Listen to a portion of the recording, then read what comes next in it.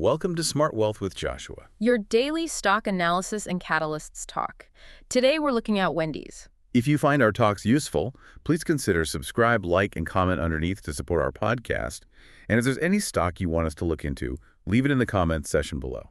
So let's get into the analysis. We have to start with the big problem, right? The thing everyone is focused on. The top line numbers. Yeah. Because they look pretty dreadful, especially here at home. And that's really what's driving the stock down. So what does the latest data actually say about their U.S. performance? Well, the pressure is, you can't deny it. It's the single biggest reason the stock has plummeted.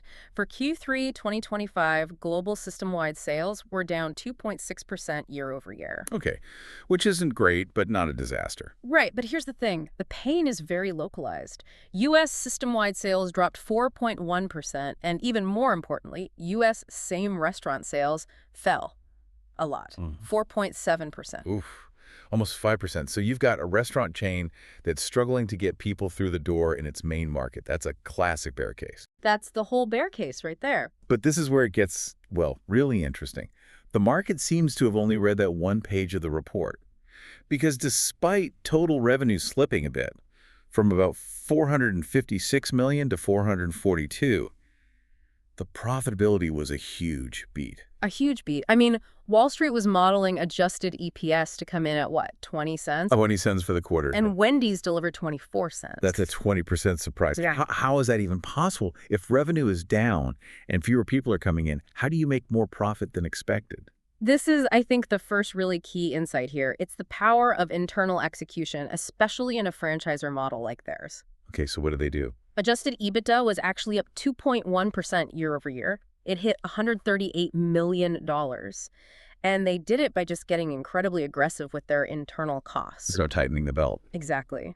Sharply lower G&A costs, and they pulled back on some of their incremental advertising spend. They were just laser focused on efficiency to protect that bottom line. And this feeds into something you mentioned earlier, their free cash flow, or FCF.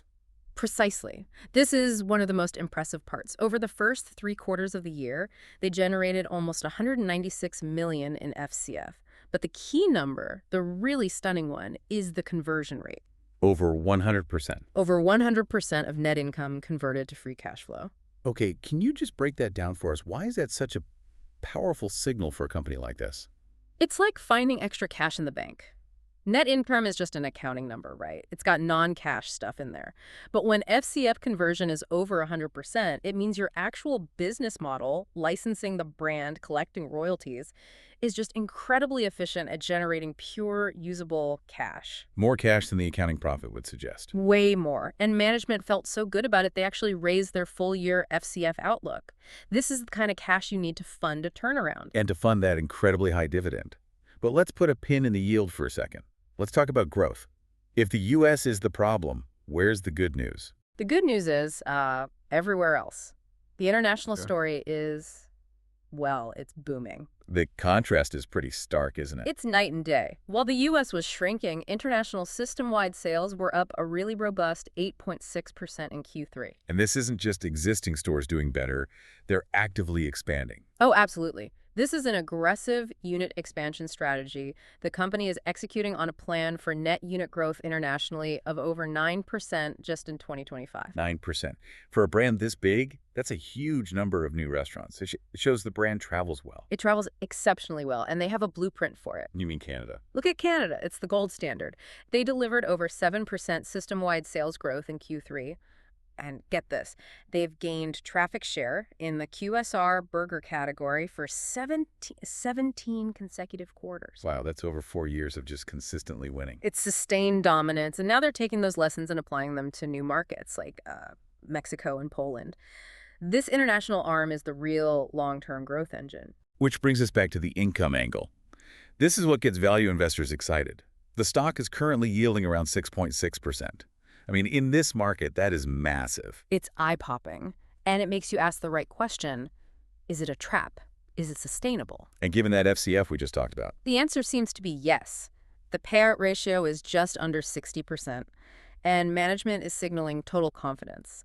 They reaffirm the FCF outlook and plan to return over $325 million to shareholders this year.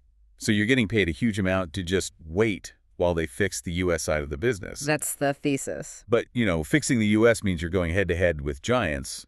What's their actual competitive advantage? Their moat. It really comes down to their brand positioning. The quality QSR burger. The fresh, never-frozen beef. That's their key point of differentiation. While competitors are using frozen patties, Wendy's sticks to that promise. And that resonates with people who want something just a little bit better without a huge price jump. And then there's the buzz factor. Right. They're good at product innovation. Yeah. It's not just about the Frosty anymore. They use these unique limited-time collaborations to get people in the door. Like that SpongeBob Krabby Patty collab. Exactly. Those LTOs drive younger customers, and they increase the average ticket. So you've got this balance of a quality core product plus fun, innovative marketing. That's how they compete. Okay, let's shift to the biggest risk. When you see a 6.6% yield, the first question has to be about debt, right? How leveraged is this company? You've hit the nail on the head. This is the elephant in the room.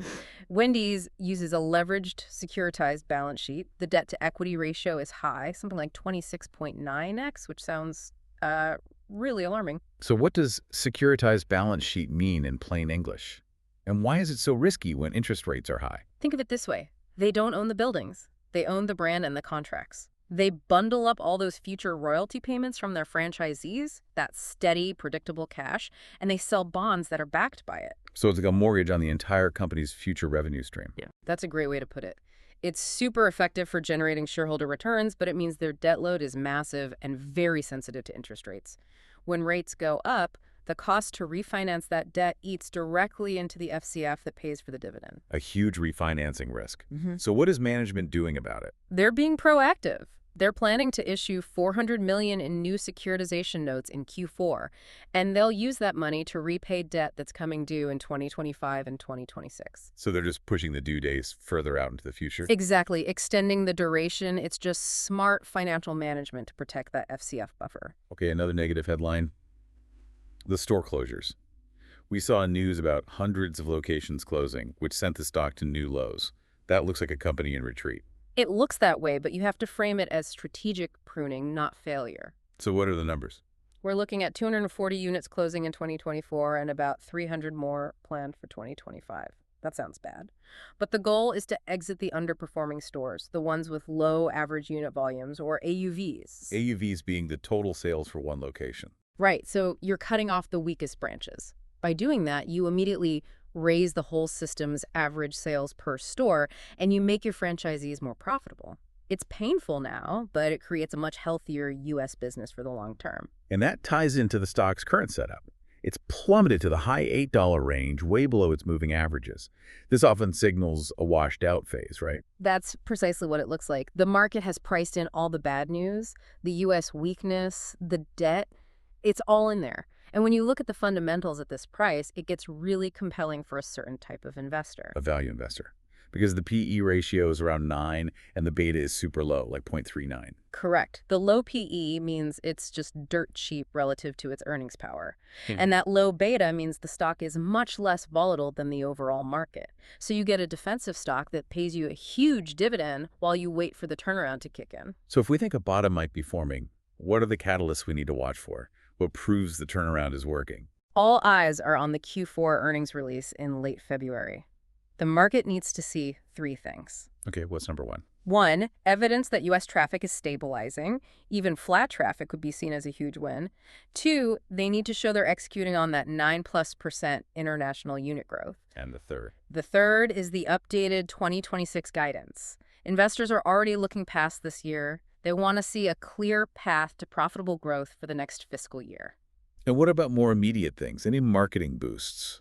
Well, you have the ongoing promotions like the SpongeBob tie-in, but the big one, the critical macro catalyst, is interest rates. Because of the debt structure. Exactly. Any potential rate cuts from the Fed would be an instant margin booster. Lower rates mean lower interest expense, which flows directly to free cash flow and dividend coverage. It would supercharge their internal cost controls. So if we put it all together, the thesis here is that Wendy's is a deep value, high-income play. The market is focused on the immediate U.S. problems and ignoring the efficiency and the international growth. That's the entire thing in a nutshell. You have a stock price near its lows, But it's backed by a robust international engine and a really well-covered 6.6% dividend. And what's the time horizon on a play like this? A quick bounce? No, I don't think so. This Yeah. is a 12 to 24-month hold. It's a turnaround plus yield story. You're counting on management to successfully execute this store cleanup and keep the international expansion firing. And that dividend, that's your safety net. It pays you handsomely while you wait. It's a tricky path, no doubt, balancing that domestic weakness with global strength. But the compensation for waiting is significant. The real question you have to ask is if you believe their proven ability to manage costs and grow abroad can outweigh the short-term pain in the U.S. market. That's something to think about. It's a fascinating setup. Be sure to hit that subscribe button if you want more insights into the companies driving today's market.